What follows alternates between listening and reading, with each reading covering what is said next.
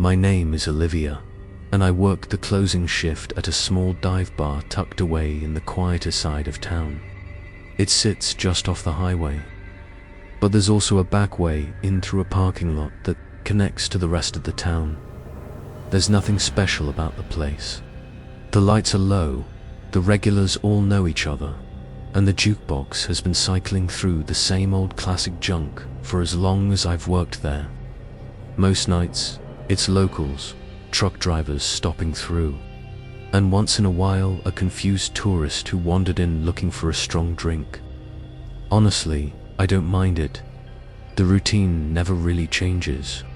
The tips are better than you'd expect, and I've learned how to deal with every kind of person that comes through. The chatty ones, the flirty ones, the quiet types, and the customers who just want to drink in peace. Weekends can get pretty chaotic, but during the week, I'm scheduled to work my night shifts completely alone. I don't even have a bar back checking in from time to time. Sure, weekday shifts are slower and easier, but I miss having co-workers around. Because of the kind of crowd we get, there's always the chance of a fight breaking out. So I stay alert the entire time I'm on the clock. That's why I noticed him right away. It was a Tuesday, a little after 1 in the morning, when he walked through the door. I would have guessed he was in his late 40s, but he was incredibly well kept and polished. Not what you usually see from someone his age around here. He had on a black turtleneck under a black trench coat, dressed sharp, but without looking like he was trying too hard. It's hard to explain, but he carried himself with a kind of quiet wealth, the kind that doesn't need to announce itself. He slowly scanned the room before heading straight to the bar and sitting down. I also remember how straight he stood, his posture almost too perfect, though that didn't seem important at the time. When I went over, he glanced at the bottles behind me and ordered a top-shelf drink without missing a beat. While I was pouring it, he smiled and asked if I liked working there. It was a harmless question, so I answered honestly and smiled back. I told him I did and cracked a small joke about being a bartender. I wish I could say something about him felt off, but it really didn't. He didn't give off creepy vibes at all. He came across like a genuinely decent guy, the kind of dad you'd see at a little league game giving high fives to every kid.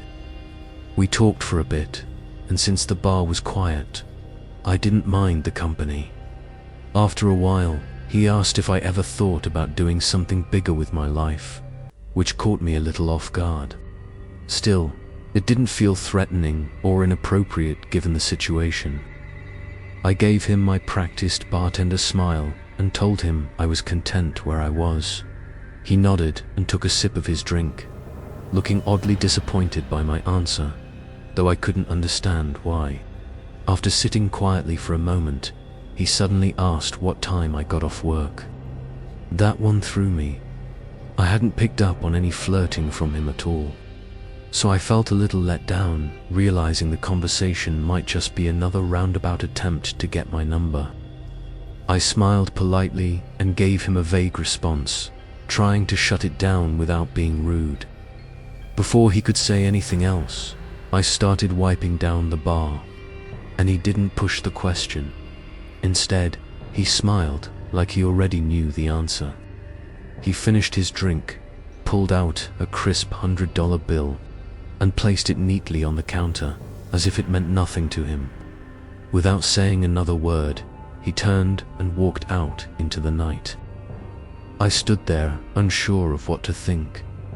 I know it doesn't sound like much, but something about him felt so out of place that it stuck with me. Still, I assumed I'd never see him again and went on with my life.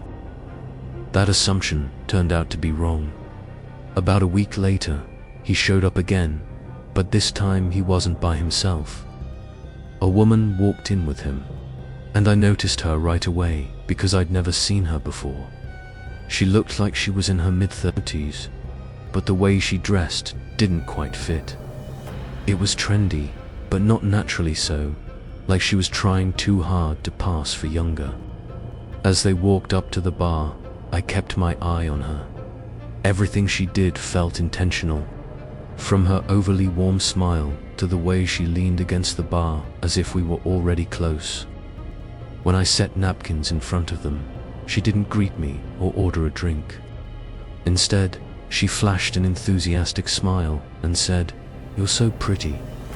Her fingers grazed my arm as she said it, staying there just a moment longer than felt normal. I laughed and thanked her, but right away I knew something about her wasn't right. The man stayed silent, which struck me as odd, especially since he'd been so chatty the first time I met him. They ordered their drinks, and once I started pouring, the questions began. The woman asked how long I'd worked there, how old I was, and a bunch of other basic personal questions. I answered briefly and politely, but it didn't feel like harmless conversation. She was watching me closely. At one point, she glanced at the man, and even though they didn't speak, it felt like they were communicating. She turned back to me and told me she ran an exclusive event club as she said it. She leaned in and lowered her voice, like she didn't want anyone else to hear. She explained that she was always searching for young, fun people to work private parties, and said I could make a fortune doing it, $10,000 for a single weekend. I let out a small, uncomfortable laugh and told her it sounded way too good to be true. She immediately assured me it was legitimate, and said plenty of girls just like me worked for them. Her smile never wavered, and that alone was starting to unsettle me. She kept steering the conversation back to the job, repeating the same words over and over. Fun, safe, exclusive. Then, like it was no big deal, she said I should step outside for a moment because someone could explain it better. My heart started racing. I wasn't entertaining this anymore, and I didn't bother hiding how uncomfortable I was. "I'm good," I said firmly, without a smile. Right then, a group of customers came in, loud and laughing. The woman's expression shifted instantly, her friendly mask slipping just enough before she turned to the man next to her. Without saying anything else, they both left. I'd be lying if I said that didn't shake me. Those two had just approached me about who knows what. I told my co-workers and my boss everything, and we agreed to stay alert if they ever showed up again. My boss reminded me he lived only 15 minutes away if I needed him, and said the security cameras usually scared off trouble. There wasn't much else I could do. They hadn't technically done anything illegal. I tried to forget about it, but a few nights later, after closing, I noticed a car. It was parked across the street, engine off, just sitting there. I told myself I was being paranoid, but the feeling of someone watching me crawled over my skin. I kept my head down as I walked to my car, gripping my keys tightly. When I pulled out of the lot, I checked my mirrors. The car pulled out too. It stayed far enough back to seem normal, but every turn I made, it followed. I turned onto a random side street. It stayed behind me. I took another turn, still there. Panic started building in my chest. That's when I knew.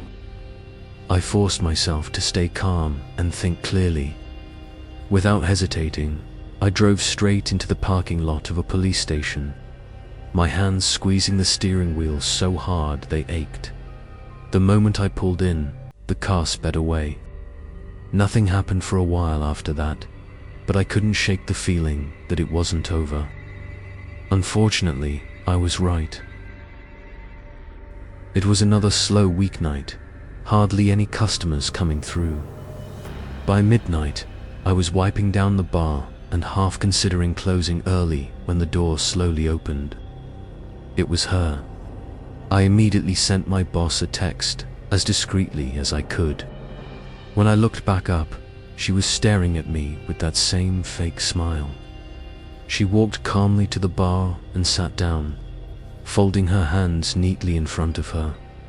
I was debating telling her to leave outright when she spoke.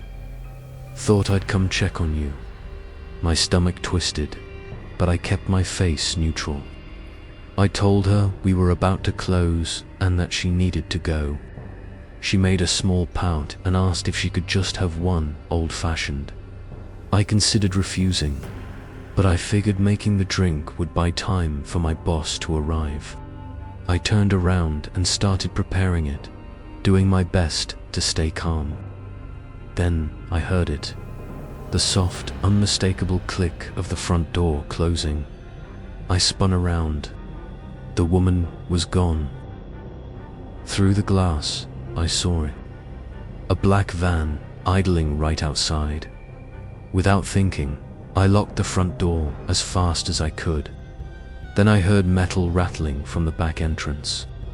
Someone was trying to force their way in. I didn't stop to think. I grabbed the heaviest thing within reach, a metal shaker, and held it like a weapon while dialing police with my other hand. I braced myself, ready for whatever was coming, when headlights suddenly pulled into the lot. It was my boss. The noise at the back door stopped immediately, and seconds later, the van peeled out of the parking lot. I hugged my boss and told him everything. He said he'd managed to get the van's license plate as it sped away. When the police arrived, they reviewed the security footage with him, and what they saw was worse than I could have imagined. Just before the woman left, the cameras showed two masked people crouched near the front door, waiting. Another person was at the back, pounding on the door, clearly trying to scare me into running out front. It was absolutely terrifying. To make things worse, the license plate number my boss caught wasn't registered to anyone. It's been a long time since all of this happened, and there's been no progress in the case. The only silver lining is that my boss no longer makes me work alone. Even so, I still feel on edge whenever I'm scheduled for a night shift. I can't stop wondering how they knew I'd be alone that night. It still doesn't make sense to me. Even now, I think about what might have happened if I'd panicked and run out the front door.